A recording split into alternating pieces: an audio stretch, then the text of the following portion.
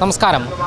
Delivery തൊഴിലാളികളായി അംഗീകരിക്കുക എന്ന ആവശ്യം ഉന്നയിച്ചുകൊണ്ട് സെക്രട്ടേറിയറ്റിന് മുന്നിൽ സമരം നടത്തുകയാണ്.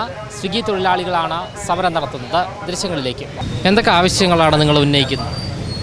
നമ്മുടെ പ്രധാനപ്പെട്ട ആവശ്യം പറയുന്നതിന് മുന്നോടിയായിട്ട് തന്നെ നമ്മൾ ഈ platform work, gig workers, platform വർക്കിൽ പണിയെടുക്കുന്ന തൊഴിലാളികൾ, അവരുടെ ആവശ്യങ്ങൾക്ക് 5 വർഷം പഴക്കമുണ്ട്. അതായത് 2018 ഈ സ്വിഗ്ഗി സൊമാറ്റോ കമ്പനികൾ ഇവിടെ കേരളത്തിൽ നിലവിൽ വന്നത്.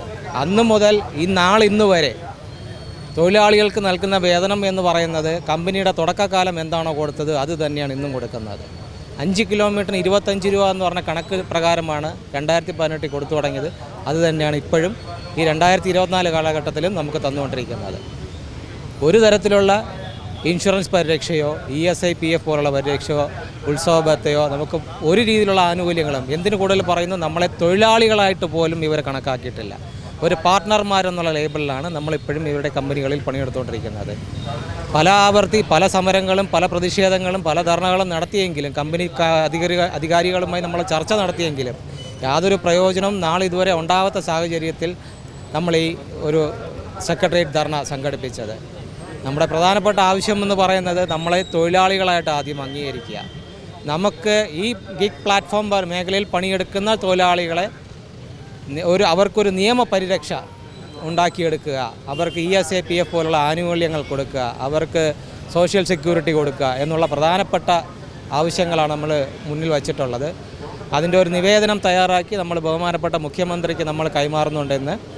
അപ്പോൾ നിയമസഭയിൽ അത് ചർച്ച ചെയ്ത് അത് പാസ്സാക്കി കിട്ടുകയാണെങ്കിൽ നമുക്കൊരു വലിയ നിയമ പരിരക്ഷ കിട്ടും എന്ന് തന്നെയാണ് നമ്മൾ പ്രതീക്ഷിക്കുന്നത്. ഈ ജില്ലയിലുള്ള തൊഴിലാളികൾ മാത്രമാണോ ഉള്ളത്?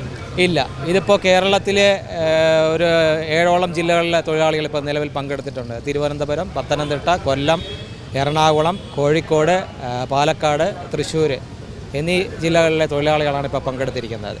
ഒരു സംസ്ഥാന സ്റ്റേറ്റ് കമ്മിറ്റി, CITUവിൻ്റെ സ്റ്റേറ്റ് കമ്മിറ്റിയാണ് ഈ പരിപാടി സംഘടിപ്പിച്ചിരിക്കുന്നത്.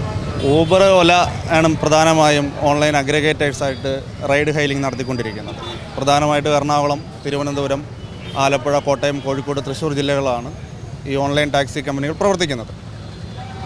ഈ മേഖലയിൽ തൊഴിലാളികളെ നിയമിക്കുന്നതിനോ പിരിച്ചുവിടുന്നതിനോ യാതൊരുവിധ മാനദണ്ഡങ്ങളുമില്ല. കമ്പനികളുടെ ഇഷ്ടത്തിനനുസരിച്ച്, കമ്പനികളുടെ സൗകര്യത്തിനനുസരിച്ച് തൊഴിലാളികളെ പിരിച്ചുവിടുകയും തൊഴിലാളികളെ ജോലിയിൽ നിന്ന് വിലക്കുകയുമാണ്.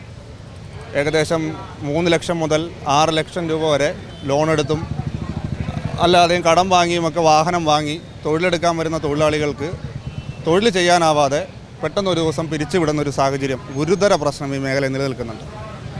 പെട്രോളിൻ്റെയും മറ്റ് അനുബന്ധ സർവീസുകളുടെ എല്ലാം വില വർദ്ധിക്കുമ്പോഴും അതിനനുപാതികമായി നിരക്ക് നിയന്ത്രിക്കാത്തതും നിരക്ക് വർദ്ധിപ്പിക്കാത്തതും തൊഴിലാളികളുടെ ജീവിതത്തെ കൂടുതൽ ദുരിതത്തിലാക്കുകയാണ്. കേരളത്തിലോ ഇന്ത്യയിലോ ശരിയായൊരു നിയമം ഇവരെ നിയന്ത്രിക്കുന്നതിന് വേണ്ടി ഇല്ല എന്നൊരു പോരായ്മയുണ്ട്. ആ പോരായ്മയാണ് ഇവരുപയോഗിക്കുന്നത്. ഇത്തരം പോരായ്മകളെ മറികടക്കുന്നതിന് വേണ്ടി സംസ്ഥാന സർക്കാർ ഒരു നിയമം രൂപീകരിക്കണമെന്ന് വർഷങ്ങളായി ഞങ്ങൾ ആവശ്യപ്പെട്ടുകൊണ്ടിരിക്കുകയാണ്. അതിനു വേണ്ടിയിട്ടുള്ള പ്രാരംഭ പരിപാടികളൊക്കെ നടത്തിയിട്ടും ഇതുവരെ ഇത്തരം നിയമം വന്നിട്ടില്ല. ആ നിയമം എത്രയും പെട്ടെന്ന് നടപ്പിലാക്കണം എന്ന് ആവശ്യപ്പെട്ടുകൊണ്ടാണ് ഇന്ന് ഈ ധർണ നടക്കുന്നതും ഞങ്ങൾ ഈ ധർണയിൽ പങ്കെടുക്കുന്നത്. അൽഗോരിതത്തിൻ്റെ പേരിൽ കമ്പനികൾ നടത്തുന്ന ചൂഷണങ്ങൾ അവസാനിപ്പിക്കുക എന്നിങ്ങനെയുള്ള നിരവധി ആവശ്യങ്ങൾ ഉന്നയിച്ചുകൊണ്ടാണ് ഡെലിവറി തൊഴിലാളികൾ ഇപ്പോൾ സമരം നടത്തുന്നത്. ക്യാമറമാൻ അഖിലിനൊപ്പം അമൽ രുദ്ര, മറുനാടൻ മലയാളി, തിരുവനന്തപുരം.